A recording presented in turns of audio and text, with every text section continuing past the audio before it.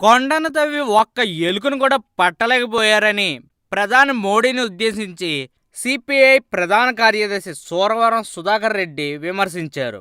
పేద ప్రజలను ఇబ్బందులకు గురిచేస్తున్న మోదీ జాతికి వెంటనే క్షమాపణ చెప్పాలని డిమాండ్ చేశారు. హిసాబ్ దేవ్ జవాబ్ దేవ్ నినాదంతో ఆర్బీఐ కార్యాలయం ఎదుట సిపిఐ నిర్వహించిన ధర్నాలో ఆయన మాట్లాడుతూ, అవినీతితో దేశ సంపదను పందికొక్కుల్లో దోచుకున్న నల్ల కుబేరులను వదిలేసి పెద్ద నోట్ల రద్దుతో సామాన్యులను ఇబ్బందులకు గురిచేస్తున్నారని ఆగ్రహం వ్యక్తం చేశారు. కేంద్ర మంత్రి పదవి ఇచ్చాడు కాబట్టి వెంకయ్యనాయుడికి మోదీ దేవుడిగా కనిపిస్తున్నాడని, ప్రజలు మాత్రం ప్రధానిగానే భావిస్తున్నారని, ఆర్బీఐ ముద్రించిన నోట్లలో ప్రైవేటు ప్రభుత్వ బ్యాంకులకు ఎంత మొత్తం పంపిణీ చేశారో చెప్పాలన్నారు.